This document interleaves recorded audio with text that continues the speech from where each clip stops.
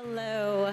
This is honestly such a blessing. I am so grateful to be here. I cannot thank all of you enough for coming here to hear me speak. I want to start off by asking you guys a very simple question. By a show of hands, how many people in this room have had bad things happen to them? Everyone. Okay, everyone. Now I'm going to ask a similar question, but it's going to be different. By a show of hands, how many people in this room consider themselves a victim? Wow, really impressive. Normally I get a few hands, and that's really impressive. So the differences in these questions is a difference in mentality. I have been smeared, libeled, I have been protested, I have been kicked out of restaurants, I have been assaulted because I go around with a very simple message, which is that bad things happen to everyone, but a victim mentality is not something that you should possess because a bad thing happens to you. This has earned me the title of being called anti-Black, anti-LGBT. I have been called a Nazi sympathizer, among other things, because I have this idea that if we don't accept ourselves as oppressed and we accept ourselves as the victor of our experiences, then we can achieve more in life. So let me tell you a little bit about me that you're not gonna find in all of these articles that basically want people to believe that I am somehow a white supremacist, which is quite impressive that I get called a white supremacist. I grew up in Stamford, Connecticut. I did not, yes, is there some Connecticut love here? That's awesome. I grew up in Stamford, Connecticut, in a really small apartment I share with my sisters. I have two sisters. Did not grow up, I grew up in poverty. My family didn't have much. We had the exterminator coming into our apartment when I was a little girl to get rid of the roaches every week because we lived in a low-income housing structure. About the time that I was 8 years old, my grandfather decided, he came to our apartment and he said, I really don't want my grandbabies to live in this sort of a situation, and he moved us into his very middle-class house. Now, my grandfather is a very, very, very pious man. Living in his home meant that every single morning I was meant to read the Bible. He would pick a scripture, and me and my brothers and sisters would sit around the table, and he would ask us questions, and based on our understanding of the scriptures and the Bible, we would be awarded different hot chocolate mugs in the morning. I never really in my life thought that that was a meaningful way to grow up. In fact, when I was introduced to the public school system, I was embarrassed. I was embarrassed about my relationship with God. I wanted it to go away. I didn't want people to know that my grandparents were so Christian, that they wanted us to read the Bible every morning. That wasn't cool. That wasn't a cool way to live. And so I shed that. I shed that throughout most of middle school. I hid it. And in high school, I completely shed it when my grandparents moved down south. In high school, I had a very unique experience happen to me, which reporters and journalists do not like to report on because it completely disrupts their narrative that I don't understand that bad things happen to Black people, that I don't understand that there's racism in the world and that people can be hurt by racism. When I was in high school, I had a boyfriend. It's my first boyfriend. I thought I was really cool. And he and I went to watch a movie at his house. We were watching Talladega Nights. It's a great movie if you guys haven't seen it. For those of you that have seen it, I never know what to do with my hands, just like Ricky Bobby. So I was watching Talladega Nights and my phone rang, and it was a blocked call, and I don't pick up blocked calls, so I sent it to voicemail. My phone rang again, I sent it to voicemail again. My phone rang 4 times. By the time the movie was over, I had 4 missed voicemails, which was really an insane thing. So I went home and I listened to the voicemails after a great night, and what I heard was something really horrific and terrifying. On the other end of the line, there were 4 male voices, and they were alternating. They were calling me the N-word. They were saying that they were gonna put a bullet in the back of my head as they had done to Martin Luther King. They were calling me Rosa Parks. They were telling me that they were going to tar and feather my family. It went on for a really intense I would say 5 minutes, and when I hung up the phone, the first thing that I did was I broke down and I cried because I couldn't think of 4 people that would say those words to me. I couldn't even think of one person that would say those words to me. Here I am, I'm a senior in high school, living my best life, and I get these terrible messages. So I went to bed the next morning, I had a class, a philosophy class, and we happened to be talking about racism, and I told my teacher, I rose my hand and I told him what happened. I said, Mr. Forker, I got these terrible messages, and I played them for him, and he was so horrified that he said, get up right now, we're gonna go to the principal, and you're gonna report these messages. The principal immediately called the police. And that was the beginning of what would represent a very dark life, a dark period in my life. It turned out, by some random stroke of my own misfortune, that I did not know, as I had said, 3 of those people in the car. One of those 3 people in the car that night that left me those messages happened to be the current Democratic governor of Connecticut's son. And instantly, this case was elevated, and my face, a high school senior, was splashed on the front pages of every newspaper in Connecticut and in New York, calling me a victim of a hate crime.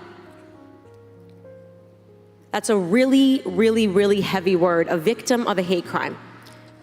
It turned out that one of the kids in the car was a former friend of mine, and I used to hang out with him and a group of my friends all the time.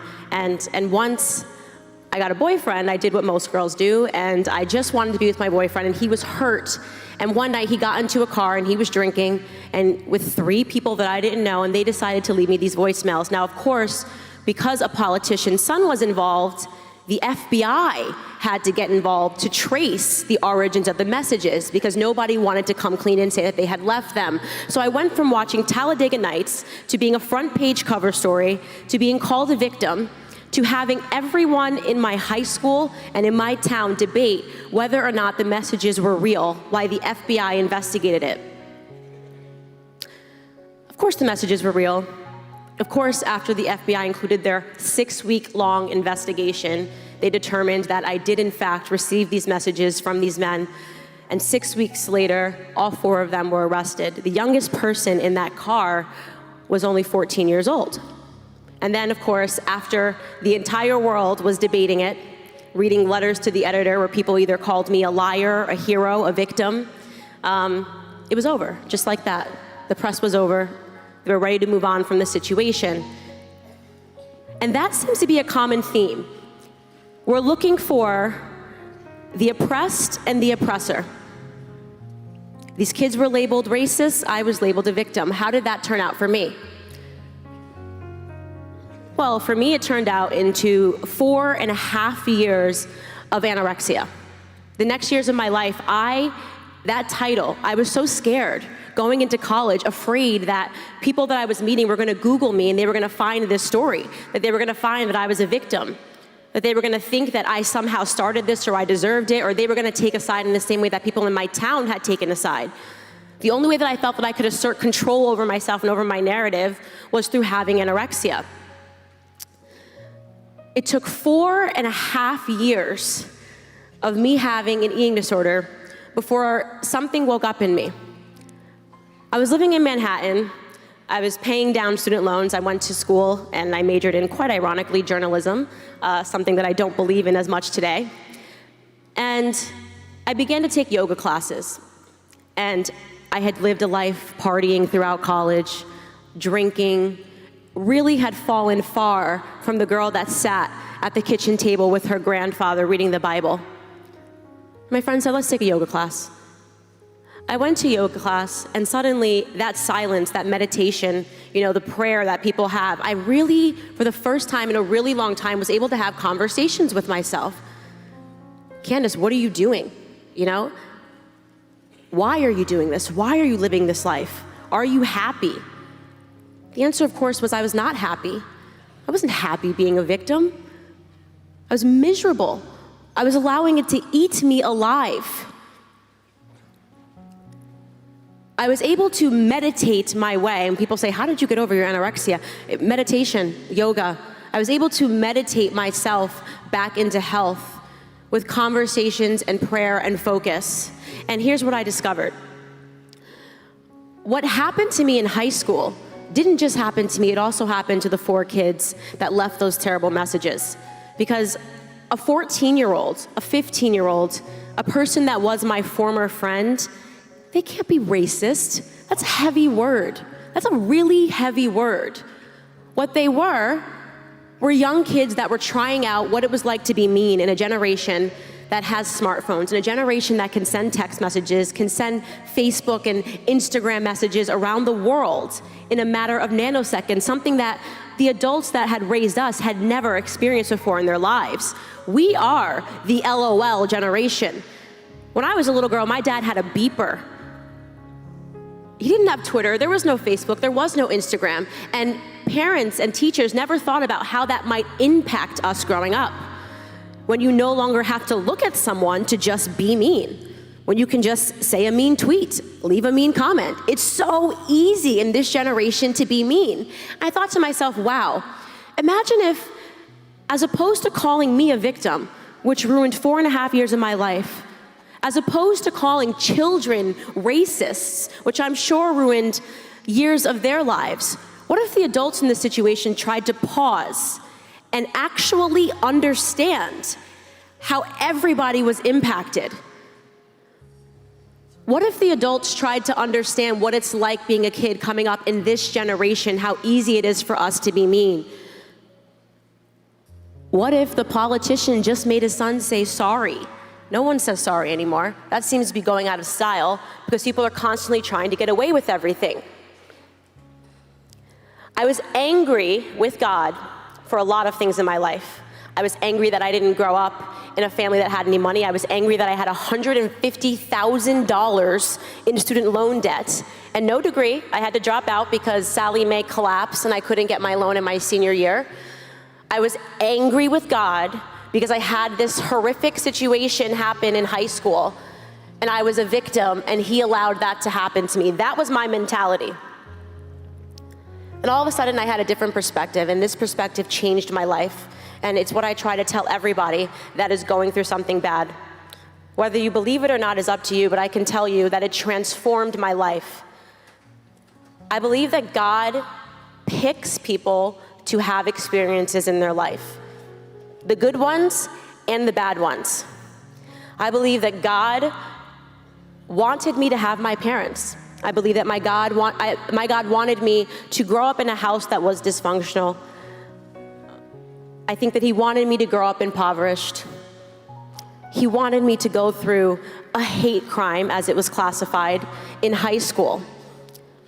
Because who better positioned to attack the left's narrative than somebody who has lived through all of that?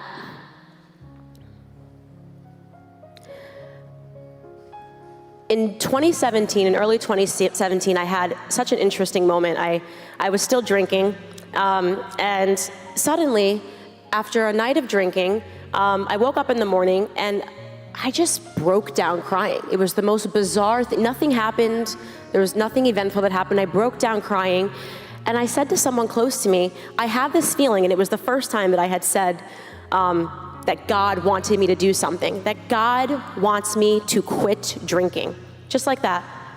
I just quit drinking because I broke down crying in a room and had a sense that God wanted me not to poison my body anymore, that he wanted to be able to open the universe up to me in a way that it had never been opened up to me.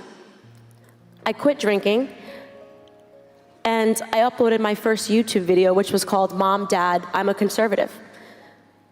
What happened next, I could have never predicted. My third video got 26 million views worldwide. It was me attacking the narrative that CNN was trying to sell to me after, which I'm sure you guys remember here in Virginia, the Charlottesville debacle. CNN, when I went home, was trying to sell to me as a Black American that the KKK was alive and well. That a real fear that I have to have walking down the street is that a guy on horseback in a white hood is gonna come because we didn't vote for Hillary Clinton. And I said, this is ridiculous. Honestly, we've had enough of this narrative. It's time for someone to be a voice in the Black community. And I just started ranting. I always call it, what I did for 4.5 minutes was a Kanye rant. I challenged Americans to believe their experiences versus what they see coming out of their TV screens. Because what I see is that I grew up in a country that is not racist. I grew up in a country that is diverse. I grew up in a country that has given opportunities to so many people, including myself, to be able to start from humble beginnings and to use my voice and to be able to share it. And tell me, in what other country in the world do people have those sorts of opportunities that they could flip open a laptop, Kanye rant for 4 minutes, and reach 26 million homes? I attack a lot of narratives on TV. I'm sure for those of you guys that follow me on Twitter, you see that I am going after, I go for the jugular a lot about tons of things. I speak out against feminism because it's not feminism. What's happening today is a radical form of a woman's movement. The idea that we don't need men, that men are always and constantly, once again, the oppressed versus the oppressor. I have news for people that do identify themselves as feminists. Men are not dropped off by the stork. They are born. We are the people that have to carry men for 9 months. They are our little boys, they are our sons, they are our husbands. The idea that somebody can live a life in the way that Brett Kavanaugh has lived his life, and to have what has happened to him over these last couple of weeks happen to him, should terrify everyone. This country needs due process, but beyond that, this country needs women to find their voices and to fight for our men. Because what is happening right now is a cultural war on men.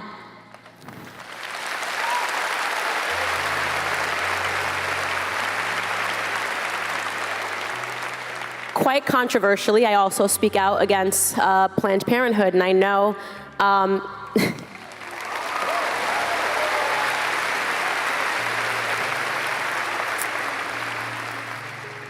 in school I learned that choice was good.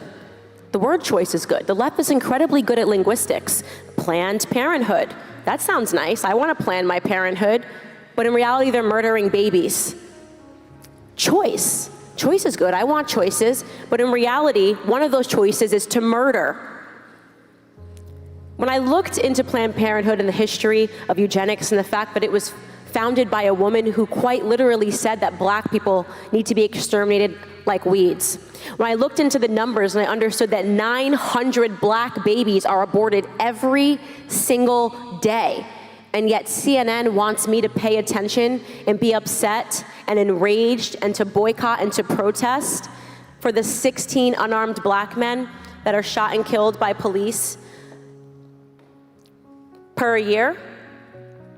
No voice for the 18 million black babies that have been ripped from the wombs of their parents since 1973. That's acceptable. They've branded that as okay murder. That is the focus that I try to deliver to the black community, to understand that our population growth has stagnated.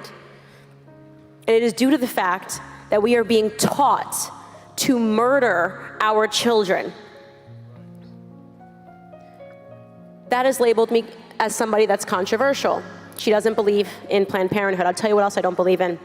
I don't believe in the welfare system.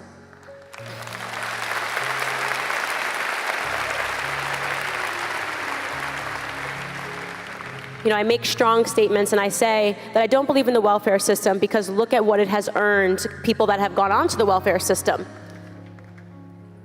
Absolutely nothing. Since LBJ put in place the Great Society Act, which he referred to as the N-word bill, it has completely decimated our communities.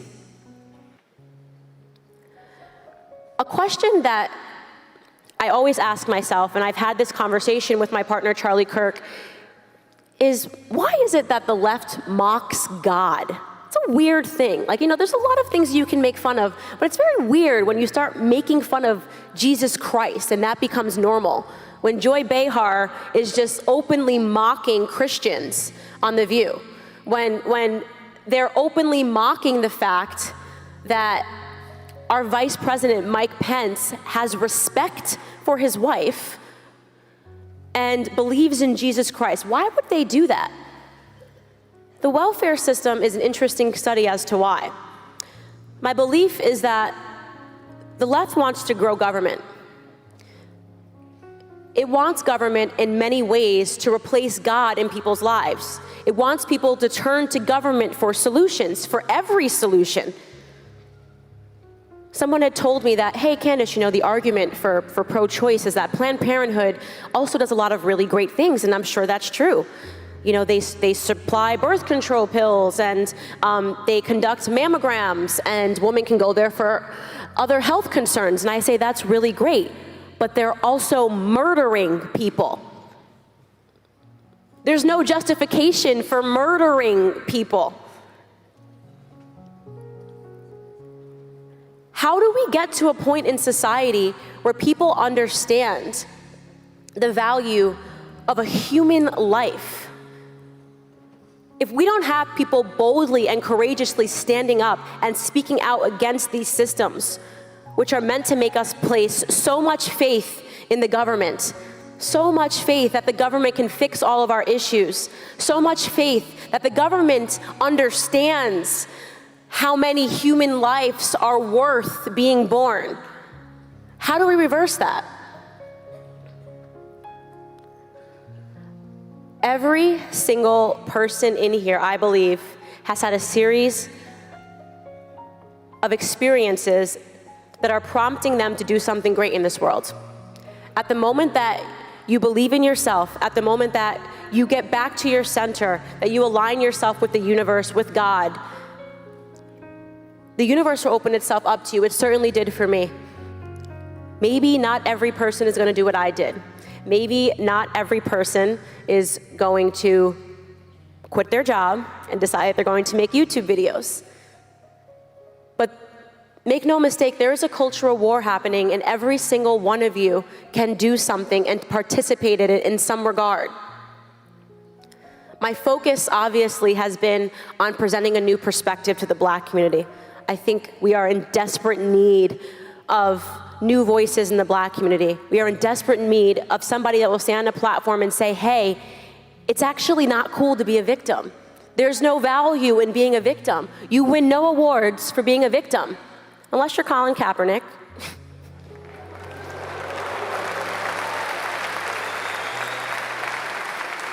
I think he made a pretty sweet deal off of being a victim, so credit to him where credit is due. But the message that he is selling to people, of course, is not going to get them anywhere. At the moment that you believe that you can't, you won't. At the moment that you believe that you can, you will. Why is that controversial? Why wouldn't the left want to tell the truth about me? That I stand on a stage and I tell people all across the country that I believe in them. That's what I'm saying. Every time I stand on a stage in a room, at a university, at a college, I say, hey guys, I believe you. I believe in you. You can do it without government handouts. You can do it based off of good ideas. You can do it based off of hard work. You can do it with Jesus Christ.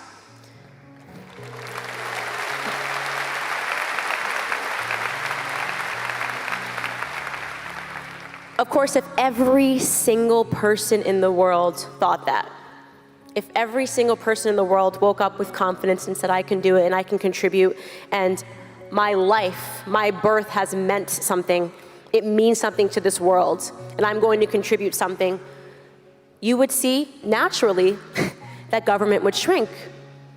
That when people were faced with problems, they wouldn't run to an arbitrary welfare system.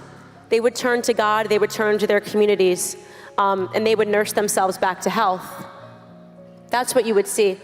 And that is why I believe in my heart that I have been considered a threat to the left and to the establishment. Kanye West, man, he's a wonderful man. it's so great to look back at everything now and to remember his song, Jesus Walks. How many of you guys know that song? And he made that song, he made that hip hop song, Jesus Walks, because people told him that he couldn't talk about Jesus and he couldn't make Jesus cool. So he made it a #1 album. He made it a #1 track, talking about Jesus and feeling that Jesus was walking with him in what he was doing. The gift of Kanye West isn't because he is one of the biggest stars in the world. The gift of Kanye West and that simple 7-word tweet that broke the internet, I love the way Candace Owens thinks, is that he opened people's hearts and people's minds to a different perspective. The gift of Kanye West putting on the MAGA hat was that it completely destroyed the narrative. I love Donald Trump.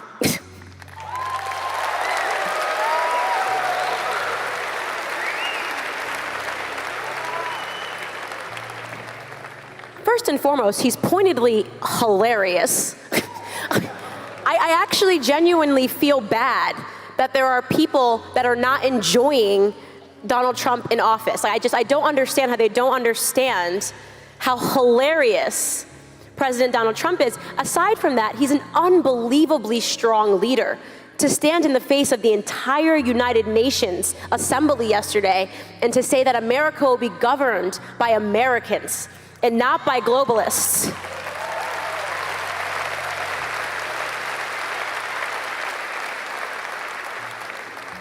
What is it that President Donald Trump, Kanye West, and Candace Owens have in common that we have grown so fond of each other? I think Kanye West describes it as dragon energy. And to me, I think it's individualism. It's believing in yourself. It's standing up in the face of everybody telling you you can't. You're not allowed to think that. You're a black man. You can't think that. You're not allowed to think that. You're not a woman. You have to think this because you're a woman. It's standing up in the face of all of that and saying, no, I am my own person. I am governed by what I believe to be truth. And I can live up to any expectation that I set for myself. I think that is an energy, that is a love, and that is a passion that I hope that I work every day to share with the world. Thank you guys so much for having me.